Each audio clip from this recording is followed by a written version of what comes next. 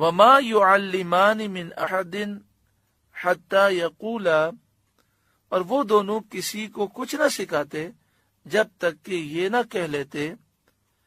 انما نحن فتنۃ، ہم تو محض آزمائش ہیں، فلا تکفر، تو اپنا ایمان نہ کھو۔ یعنی جادو سیکھ کر اور اس پر عمل اور اعتقاد کر کے اور اس کو جائز جان کر کافر نہ بن۔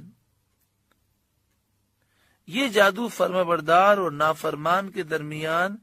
امتیاز اور آزمائش کے لیے نازل ہوا۔ یعنی وہ اسے کہتے کہ اگر تو جادو سیکھے گا اور پھر اس پر عمل کرے گا، اعتقاد کرے گا اور اس جادو کے عمل کو جائز جانے گا تو کافر ہو جائے گا۔ یہ جادو تو فرمانبردار اور نافرمان کے درمیان فرق بیان کرنے کے لیے اور امتحان کے لیے نازل ہوا۔ جو اس کو سیکھ کر اس پر عمل کرے کافر ہو جائے گا۔ کافر اس صورت میں ہوگا کہ جب جادو میں کفریہ یا شرکیہ منتر ہوں یا ایسے افعال ہوں جو کفر و شرک ہوں، اور جو اس سے بچے نہ سیکھے یا سیکھے اور اس پر عمل نہ کرے اور اس کے کفریات کا معتقد نہ ہو، اس پر عقیدہ نہ رکھے، تو وہ مومن رہے گا۔ یہی امام ابو منصور ماتریدی کا قول ہے۔ یہ مسئلہ یاد رکھیں کہ جو جادو کفر ہے تو اس جادو کو جو کرے گا، تو ہمارا مسلک یہ ہے کہ اگر وہ مرد ہے تو ایسے جادوگر کو اسلامی حکومت قتل کر دے گی، اور جو جادو کفر تو نہیں مگر ایسا جادو ہے کہ اس سے جانیں ہلاک کی جاتی ہیں، تو ایسا شخص کہ جو ایسا جادو کر رہا ہے کہ جس سے لوگوں کو وہ بیمار کرتا ہے، لوگوں کی جانیں لے لیتا ہے، تو یہ ڈاکو کے حکم میں ہے، چاہے مرد ہو یا عورت، اس کی وہ سزا ہے جو ڈاکو کی سزا ہے۔ یہ بھی مسئلہ یاد رکھیں کہ جادوگر کی توبہ قبول ہے، اگر یہ توبہ کرے تو اللہ تبارک و تعالی اسے معاف فرمائے گا۔ فَيَتَعَلَّمُونَ، تو لوگ سیکھتے منہما، ہاروت اور ماروت دونوں فرشتوں سے، ماں وہ جادو سیکھتے یفرقون بہ، جس کے ذریعے وہ جدائی ڈالتے بین المرء و زوجی، مرد اور اس کی بیوی کے درمیان۔ یعنی وہ ایسا جادو ہاروت ماروت کے پاس آ کر ایسا جادو سیکھتے کہ جس سے مرد اور بیوی کے درمیان جدائی ہو سکے۔ کیسی جہالت تھی کہ حضرت ہاروت اور حضرت ماروت تو آئے یہ بتانے کے لیے کہ معجزہ یہ ہوتا ہے، جادو یہ ہوتا ہے، جادو اس طرح کیا جاتا ہے، اس سے ہمیں بچنا چاہیے اور جادوگروں سے تحفظ کا طریقہ یہ ہے۔ لیکن یہ بنی اسرائیلی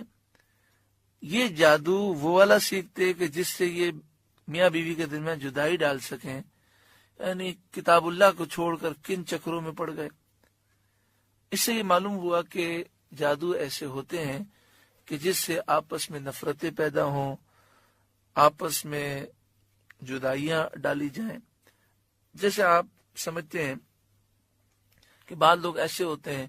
جب وہ دیکھتے ہیں کہ دو دوستوں میں بہت محبت ہے تو وہ دونوں کو ایسی باتیں کانوں میں ڈالتے ہیں، دونوں کے الگ الگ، اس کو کچھ کہتے ہیں، اس کو کچھ کہتے ہیں، ادھر کی بات ادھر کرتے ہیں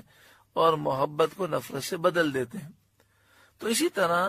یہ جو جادو ہوتا ہے اس میں شریر جنات کام کرتے ہیں، تو شریر جنات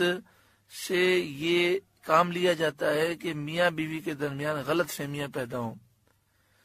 اور ان میں جدائی ہو جائے۔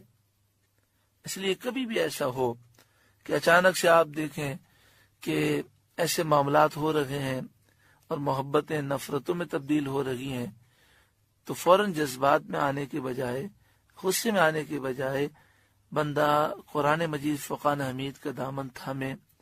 پیارے آقا صلی اللہ علیہ وآلہ وسلم کا دامن تھام لے، اور نبی کریم صلی اللہ علیہ وآلہ وسلم نے جو جادو سے محفوظ رہنے کے وظائف بیان کیے وہ وظائف کیے جائیں، نماز خشوع و خضوع سے پڑھی جائے، قرآن مجید فرقان حمید کی تلاوت کثرت سے کی جائے، درود پاک کی کثرت کی جائے، اللہ کا ذکر کثرت سے کیا جائے، غصے کو کنٹرول کرنے کی کوشش کی جائے، اور 10 مرتبہ روزانہ اعوذ باللہ من الشیطان الرجیم پڑھیں، 11 مرتبہ سورہ اخلاص پڑھیں، اور جب سونے لگیں تو سورہ اخلاص، سورہ فلق اور سورہ ناس، ان تینوں سورتوں کو پڑھ کر ہاتھ پر دم کر کے پورے جسم پر یہ ہاتھ پھیر لیں، پھر دوبارہ سورہ اخلاص، سورہ فلق اور سورہ ناس پڑھیں، ہاتھوں پہ دم کر کے پورے جسم پر ہاتھ پھیر لیں۔ سونے سے پہلے یہ 3 دفعہ عمل کریں، بڑے سے بڑا جادوگر آ جائے انشاءاللہ تعالی اس کا جادو اثر نہیں کرے گا جو یہ عمل کرے گا۔ اسی طرح جس گھر میں ایسا محسوس ہو کہ نحوستیں ہیں یا کچھ بندش ہے یا کچھ اثرات ہیں یا آسیب ہیں، تو وہاں ہر گھر کے فرد کو چاہیے کہ وہ نماز کے بعد، جب وہ نماز سے فارغ ہو تو نماز پڑھنے کے بعد یا حیو یا قیوم 100 مرتبہ پڑھے ہر نماز کے بعد، اور اللہ تعالی سے دعا کرے، اور ہر 3 دن کے بعد سورہ بقرہ اس گھر میں پڑھی جائے، تو انشاءاللہ تعالی سارے اثرات ختم ہو جائیں گے۔ قرآن مجید فرقان حمید میں اور احادیث طیبہ میں جو وظیفے بیان کیے گئے ان میں بہت طاقت ہے، بڑی تاثیر ہے، بس عقیدہ مضبوط ہونا چاہیے، بندے کا تلفظ صحیح ہو اور پابندی سے یہ عمل کرے۔ اللہ تبارک و تعالی ہر ایک کو ان شریروں کے شر سے محفوظ فرمائے۔